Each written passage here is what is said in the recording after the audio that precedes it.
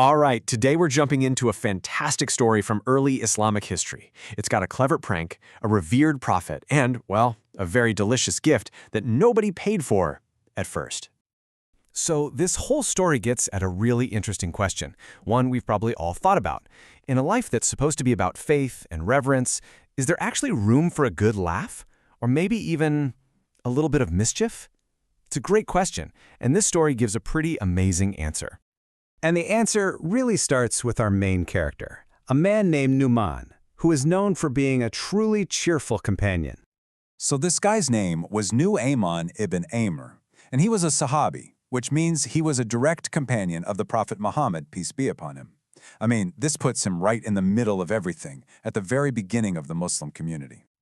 But here's the thing. Nu'man wasn't just the funny guy. He was a serious person, a veteran of huge, pivotal battles like Badr and Uhud.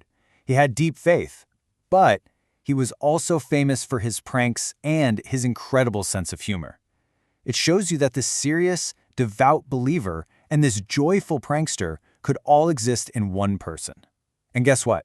People absolutely loved him for all of it. Okay, so now that you've met Nu'man, let's get to the good part, the prank itself. And it all starts with a very delicious gift arriving in town. Just picture it, a merchant caravan shows up in Medina. Now back then, this was a huge deal. They're not just carrying everyday stuff, they have luxury goods, things you'd never normally get your hands on. We're talking about really special honey, or some kind of amazing sweet butter. Think of it like a 5-star gourmet food truck suddenly appearing in your neighborhood. Everybody's excited. And this is where you can almost see the gears turning in Nu'man's head. He sees this incredible food, and his very first thought is, the prophet has got to try this. So he goes up to the merchant, takes some of the food, and says, "Don't worry, I'll pay you later." Then he walks right over and presents it to the prophet as a gift from him. The prophet, of course, graciously accepts and shares the delicious treat with everybody there. So far, so good, right? Part 1 of the plan complete. But, every great prank has a catch. The food's been eaten, everyone's happy, but someone's got to pay the bill, right? So after a little while, the merchant, who's been patiently waiting, finds Nu'man. I mean, he's a businessman, he has to get paid for these valuable goods, so he goes up to him and says, "All right, where's the money for my food?"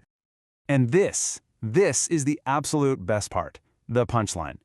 Nu'man, probably with the straightest face you can imagine, just points toward the prophet's home and tells the merchant, "Go ask the one who ate it." Can you just picture the look on the merchant's face? Total confusion.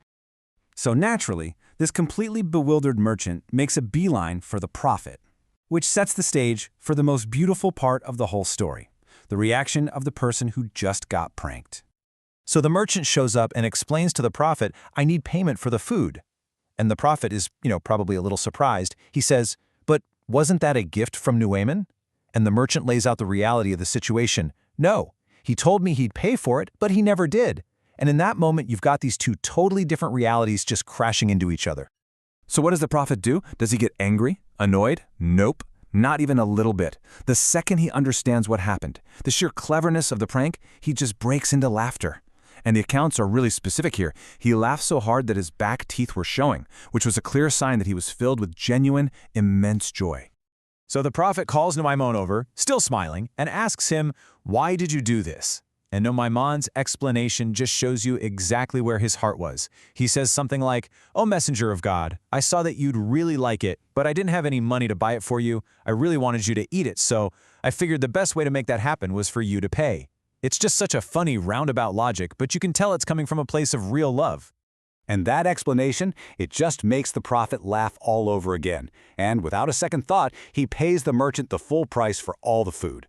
The whole thing is just resolved with so much grace and humor. Nu'man gets his wish, the merchant gets paid, and everyone gets a story they'll never forget. This is such a charming story, but it's way more than just a funny prank. It actually holds a really deep lesson about faith and a good sense of humor. What this story really shows us is a community where being deeply religious and being lighthearted aren't enemies. They can exist together. The prophet's laughter is the ultimate seal of approval on that idea. It teaches that faith doesn't have to be stern and serious all the time. There is absolutely a place, a cherished place, for good-natured fun and the warmth of friendship. And that kind of brings us full circle, right back to where we started. But this time, the question is for us. The story of Ayman is more than just a piece of history. It's like an invitation. It leaves us with something really important to think about. In our own lives, in our families and friendships, how can we make a little more room for that same spirit of joy and positive connection?